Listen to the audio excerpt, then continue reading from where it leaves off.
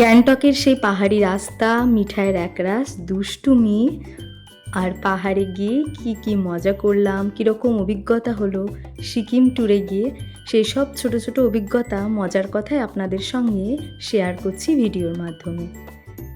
তো এটা হচ্ছে লাচেনে গিয়ে যেদিন আমরা একটা হোমস্টেতে রাত্রিবেলায় পৌঁছাই, ঠিক 8টা নাগাদ আমরা পৌঁছেছিলাম। আসলে আমাদের বেরোতেই দেরি হয়ে গেছিলো, প্রায় দুপুর 12টা 12:30 বেজে গেছিলো গ্যাংটক থেকে আমাদের বেরোতে, বৃষ্টির কারণে। আর সবচেয়ে বড় অভিজ্ঞতা হলো এই হোমস্টেটা আমরা কাটিয়েছিলাম মোমবাতির আলোতে। যখনই পৌঁছাই তখনই দেখি যে ওখানে ইলেকট্রিসিটি কোনো জায়গাতেই নেই, এবং ওনারা বলেও দিলেন যে দুর্যোগের কারণে এখানে বিদ্যুৎ নেই, তো আপনাদেরকে মোমবাতির আলোতেই থাকতে হবে। তো বেশ ভালোই লাগলো, অন্যরকম অভিজ্ঞতা। কারণ এখন তো আর বাড়িতে কারেন্ট যাওয়ার কোনো একটা ভয় থাকে না, কারণ বাড়িতে ইনভার্টার রয়েছে, কারেন্ট গেলেই ইনভার্টারে লাইট জ্বলতে লাগে, তখন আর কোনো চিন্তা হয় না। কিন্তু এভাবে রাত্রি কাটাতেও বেশ অন্যরকম অভিজ্ঞতা হলো। তো পরদিন সকালবেলা উঠে হোমস্টের যে রুমটা ছিল সেইখান থেকে দেখি বাইরের দৃশ্যটা এত সুন্দর।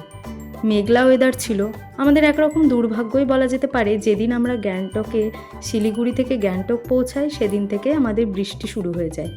যখন আমরা শিলিগুড়ি পৌঁছাই তখন অল্প অল্প বৃষ্টি হচ্ছিল, কিন্তু যখন গ্যাংটক পৌঁছায় তখন মুষলধারে বৃষ্টি। আর সবাই মিলে আমরা সেদিন তৈরি হয়ে নিয়েছি, যাব হচ্ছে দুটো ভিউ পয়েন্টে, সেটা হচ্ছে কালাপাত্থার আর গুরুদম্বা লেক। আর সেজন্য আমরা সকাল সকাল ড্রাইভারের দেওয়া টাইম মতোই রেডি হয়ে গেছিলাম। ওই আমাদেরকে বলেছিল 7:30 8টার মধ্যে রেডি হয়েছে, তো আমরা রেডি হয়ে যাই। আবারও একটা নতুন অভিজ্ঞতা হলো, সেটা হচ্ছে আমরা সবাই মিলে তৈরি হয়ে নিয়েছি। এটা হচ্ছে আমাদের যে হোমস্টেটা ছিলাম সেটার ভিউ। এত সুন্দর ছিল হোমস্টেটা, দারুণ লেগেছে। দোতলা ছিল, কিন্তু উঠেই দেখি গাড়িতে স্টার্ট দিচ্ছে না। বাইরে এসে দেখি বরমশাই আর গাড়ির ড্রাইভার দাদা ঠেলা দিচ্ছে গাড়িতে। জিজ্ঞাসা করতেই বলে নাকি গাড়ি স্টার্টই হচ্ছে না। আমরা এদিকে তৈরি হয়ে সবাই মিলে যাব বলে একটা আনন্দে আছি, এদিকে এরকম একটা অভিজ্ঞতা কাণ্ড ঘটে গেছে। তো যাই হোক, অনেকবার চেষ্টা করার পর গাড়িটা যথামতো স্টার্ট হয়। তারপর সবাই মিলে একসাথে রাস্তায় বেরিয়ে চারপাশটা বেশ ভালো মতো দেখছিলাম। আর এত সুন্দর ভিউ, দেখতেও বেশ ভালো লাগছিল। পাহাড়ি রাস্তা, মেঘটা পাহাড়ের ওপর দিয়ে নেমে এসেছে, মনে হচ্ছে যেন ধোয়ার মতো কিছু উঠছে, কিন্তু আসলে ওটা ছিল মেঘ। দেখতে বেশ ভাল লাগছিল, মেঘলা ওয়েদারই ছিল, কারণ আমরা তো বৃষ্টি মাথায় করেই এসছি একরকম বলা যেতে পারে। এদিকে যে গাড়ি স্টার্ট হলো, আমার মেয়ের খুশিতে আর ধরে না। আমাদের দুটো গাড়ি লেগেছিল, তো যে গাড়িটা আমরা ছিলাম সেটাই স্টার্ট হয়েছিল, কিন্তু যে গাড়িতে আরও ফ্যামিলিরা ছিল তাদের গাড়িটাই স্টার্ট নিচ্ছিল না। তারপর পাহাড়ি রাস্তায় এই যে একজন মানুষ গরু চড়াতে নিয়ে গেছিল। তো এখানের গরুগুলো না একটু অন্যরকম আমাদের এখানকার থেকে, তাই ছোট্ট একটা ভিডিও ক্লিপ নিয়েছিলাম। এখানকার মানুষের জীবনযাত্রা কিন্তু খুবই কষ্টের, পৌঁছে বুঝলাম। জানো, আমরা যেরকম খুব সহজে সব কিছু পেয়ে যাই হাতের কাছে, খাবার দাবার বলো, যে কোনো জিনিস, শাক সবজি, কিন্তু ওখানে কিন্তু খুবই কষ্টকর জীবনযাপন। গিয়ে বুঝলাম, ওখানে আমরা এক রাত্রি কাটিয়েছিলাম লাচেনে। তো এই যে লাচেন থেকে আমরা এবার কালাপাত্রের উদ্দেশ্যে রওনা দিয়ে দিয়েছি, আর রাস্তাটা ছিল ঠিক এরকম। লাচেন তো বেশ কয়েক মাস পর খুললো, তো সেজন্য সব জায়গাকার রাস্তা চলাচলের মতোই করা আছে, মেরামতটা ঠিক মতো করা হয়নি। তো পাহাড়ি রাস্তা একটা নতুন রকম অভিজ্ঞতা।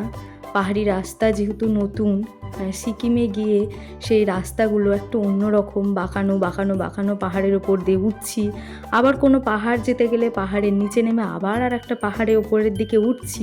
এই যে একটা নতুন রকম অভিজ্ঞতা কিন্তু হয়েছে, বেশ ভালো লাগছিল। আবার পেটের মধ্যে বেশ ঘুরপাক খাচ্ছিল বলে গাটাও পাক দিচ্ছিল। আমার মেয়ের তো এটা হচ্ছিলই, তার জন্য ওষুধ তো সঙ্গে করেই নিয়ে গিয়েছিলাম। যেহেতু ও ছোটো তো অনেক, বুঝতে পারছে না, তখন ওর গাটা গুলিয়ে উঠছে যখন, তখন বলছে আমার শরীরটা খারাপ করছে মা। তখনই ওষুধ দিয়ে দিয়েছি, আর একটু বাদে বাদে ও যেন একটু ঘুমিয়েও পড়ছে।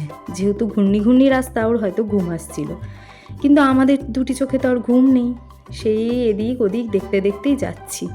আর এত ভালো লাগছে, যখন কালাপাথর আমরা পৌঁছাচ্ছি তখন রাস্তার এই দুই পাশের ভিউটা কিন্তু এরকম ছিল।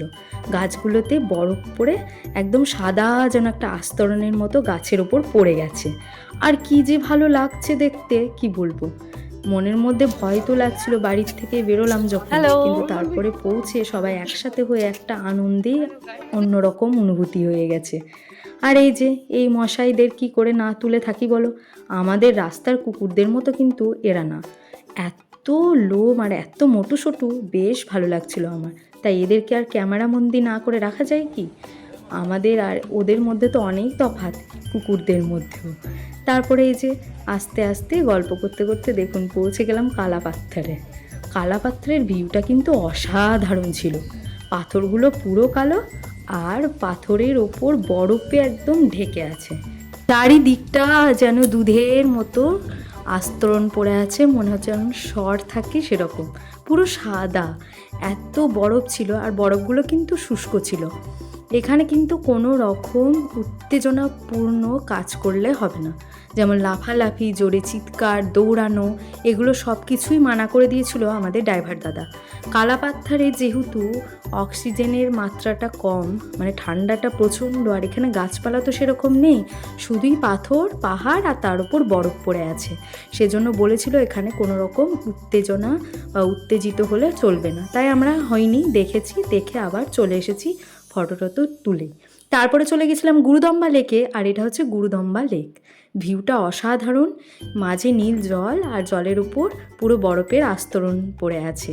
বরফ দিয়ে জলটা পুরো সাদা, কিন্তু এই লেকের জল নাকি পুরোটা বরফ কখনোই হয় না, একটু না একটু জল থাকবে এই লেকটাতে। আর আমার হাতে তো রয়েছে অক্সিজেন সিলিন্ডার, যেহেতু আমার মেয়ে ছোট্ট, ওর যদি কোনো সমস্যা হয় সেজন্য সঙ্গে নিয়েই ঘুরছিলাম। ওর কোনো রকম সমস্যা হয়নি, কিন্তু গুরুদম্বা লেকের রাস্তাটা ছিল খুব সুন্দর, সমতল, চারিদিকে একদম ধুধুকার বালির মতো, মনে হচ্ছিলো যেন একসময় মরুভূমিতে পৌঁছে গেছি, কিন্তু পাহাড়টাই এরকম, আর এর ভিউটা অসাধারণ। এই পাশের লেকের জলটা ছিল বরফ ঢাকা, আর মধ্যিখানটা ছিল নীল জল, দারুণই লাগছিল, আর ওপরে ছিল নীল আকাশ।